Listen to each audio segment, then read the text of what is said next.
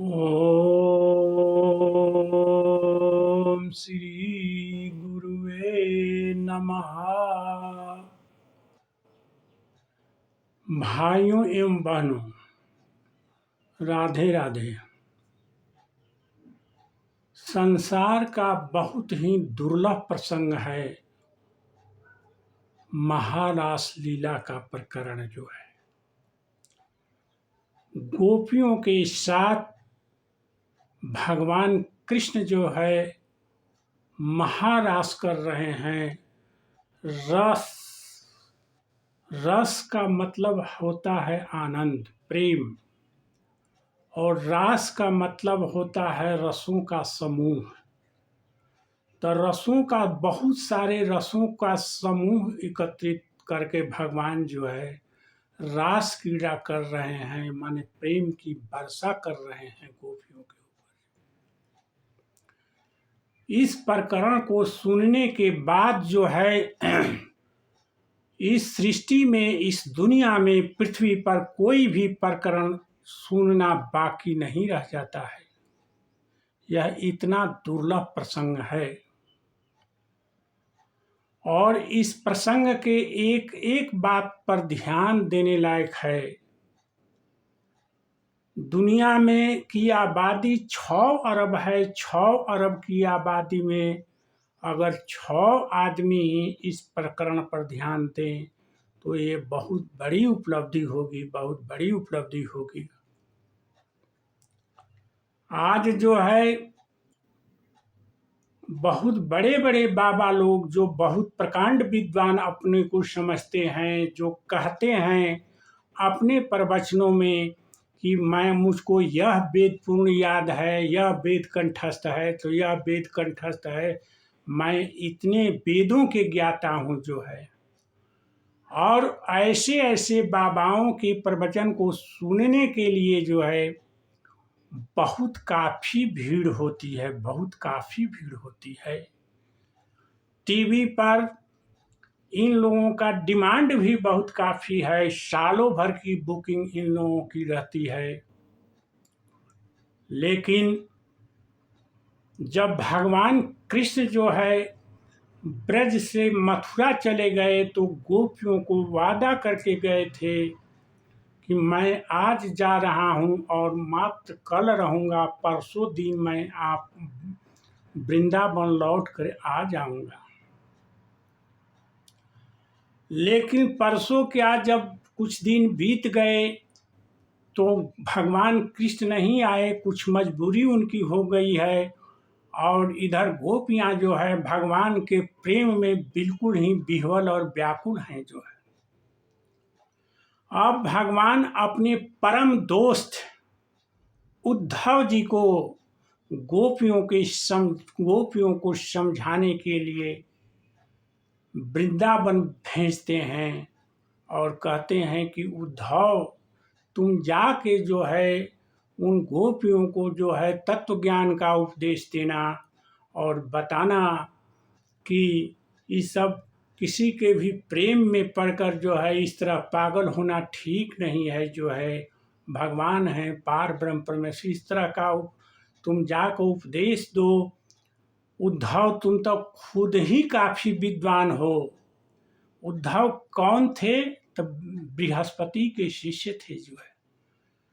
आज के युग में जो है उतना विद्वान कोई नहीं है धरती पर जितना उद्धव थे। प्रकांड विद्वान थे जो है। और वैसे प्रकांड विद्वान को जो है भगवान कृष्ण जो है गोपियों को समझाने के लिए वृंदावन भेजते हैं, मथुरा से वृंदावन जो है। भगवान कृष्ण उद्धव जब आए और गोपियों को समझाने लगे तो गोपियां कहती हैं कि अय उद्धव, तुम किसको समझा रहा है? समझने के लिए मन बहुत जरूरी है, मन का होना बहुत ही जरूरी है। लेकिन इस मन को तो तुम्हारा दोस्त जो है चुरा ले गया। वो कपटी है, कहा कि परसों दिन आएंगे और मन को चुरा कर लेके चला गया। तो मन तब पास में अब है ये नहीं है उद्धव जो है, तो तुम किसको समझाएगा? बताओ उद्धव कि तुम किसको समझा रहा है? अरे मन रहे तब तो समझ में आए कि क्या तुम समझा रहा है, कि भगवान कौन है, नहीं है, ये हैं वो हैं। कृष्ण के बारे में इस तरह से विलाप करना ठीक नहीं है। उद्धव, हम लोगों का दिमाग, हम लोगों का मन वह चुरा कर ले गया है। वो तो चोर है, चोर है जो है, चित चोर है, चित्त को का हरण कर लिया है जो है। अब हम लोग क्या करें जो है, बोलो तो। उद्धव जब गोपियों के प्रेम को देखे जो है, और सब समझाने बुझाने के बाद जो है उद्धव को ज्ञान हुआ, उद्धव को भी ज्ञान हुआ। इतना प्रकांड विद्वान उद्धव जो है, लेकिन अब उनको प्रेम का भान हुआ, प्रेम का ज्ञान हुआ जो है। भाइयों एवं बहनों, उद्धव क्या कहते हैं गोपियों के बारे में जो है, अपने वचनों से अपने आप बोल रहे हैं उद्धव। इस बात पर बहुत ही ध्यान देने लायक है, बहुत ही ध्यान देने लायक है। इस बात से बढ़कर संसार में, सृष्टि में कोई भी प्रवचन नहीं है, कोई भी उपदेश नहीं है जो उद्धव अपने आप से बोल रहे हैं, कह रहे हैं। उद्धव क्या कह रहे हैं? उद्धव किसके बारे में? गोपियों के बारे में कह रहे हैं। उद्धव कह रहे हैं क्वेमा, क्वेमा स्त्रियों, क्वेमा स्त्रियों बनचरी व्यभिचार दुष्टा, क्व इमा, क्व माने कहाँ ये अनपढ़ गंवार ग्वालिने, बनचरी, वंश जिनको आचार विचार कुछ भी नहीं आता है जो है, कि क्या करना चाहिए क्या नहीं करना चाहिए, कोई भी आचार विचार नहीं है इनके पास जो है, ये बनचरी है। ऐसे भी जिस आदमी को कोई भी आचार और व्यवहार नहीं होता है, उसको हम लोग कह देते हैं कि अरे महा बंचर है, बंचर है, उसको कुछ नहीं आता है। उद्धव यहाँ गोपियों को बनचरी कह रहे हैं कि गोपियों को आचार और व्यवहार कुछ नहीं है, गोपियां अनपढ़ गंवार है जो है। गोपियों के पास न उतना धन दौलत है, वो तो जंगलों में जो है टेंट बनाकर रह रही हैं जो है, गोबर ठोकने का काम कर रही हैं, दही मथने का काम कर रही हैं, दूध उबालने का काम कर रही हैं गोपियां जो है, और अनपढ़ एवं गंवार हैं गोपियां, अनपढ़ एवं गंवार हैं गोपियां। उद्धव कह रहे हैं क्व इमा स्त्रियों बनचरी, ये बनचर हैं, बनचरी हैं जो है, इनको आचार व्यवहार नहीं है जो है। क्व इमा स्त्रियों बनचरी व्यभिचारी, व्यभिचार दुष्टा है। ये स्त्रियां और क्या हैं कि व्यभिचारी हैं, व्यभिचारिणी हैं जो है। इन औरतों में जो है पतिव्रता धर्म नहीं है जो है, इनके पति देव हैं, और पति देव को रहते हुए ही ये स्त्रियां जो है कात्यायनी देवी की पूजा करती हैं जो है, जमुना जी के किनारे जो है, और क्या कहती हैं कि हम लोगों को कृष्ण ही वर मिले, हम लोग कृष्ण को अपने पति रूप में चाहते हैं। तो इससे बड़ा व्यभिचार कोई होगा? जिसके जिन ग्वालिनों के, जिन ब्रज सुंदरियों के जो है पति देव भी घर में हैं, कुछ कुंवारी भी थीं, कुछ शादीशुदा भी थीं, और वे जो है पति रूप में मांग रही हैं कात्यायनी देवी का पूजन करके कि हम लोगों को कृष्ण ही पति रूप में मिलना चाहिए। तो ये इन ब्रज की स्त्रियों के बारे में क्या कह रहे हैं उद्धव की, क्व इमा, कहाँ ये ब्रज की स्त्रियां जो वनचरी हैं, व्यभिचारिणी हैं और दुष्टा हैं, जो है ये दुष्टा हैं, ये क्या चाहती हैं, उनकी इष्ट किसको चाह रही हैं, जो है तो वो एक कृष्ण को जो है अपने पति रूप में चाह रही हैं। जार कृष्ण के साथ ये जार प्रेम कर रही हैं। जार प्रेम करने वाली ये स्त्रियां हैं, जो है।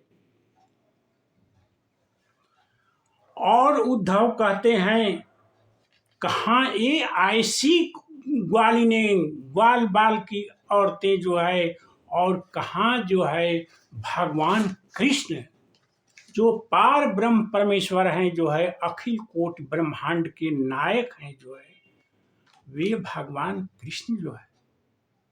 लेकिन उद्धव कहते हैं कि भगवान कृष्ण अखिल कोटि ब्रह्मांड के नायक हैं, जो है ये सारे सृष्टि के मालिक हैं, जो है हाथी से लेकर चींटी तक की रचना करने वाले भगवान कृष्ण हैं।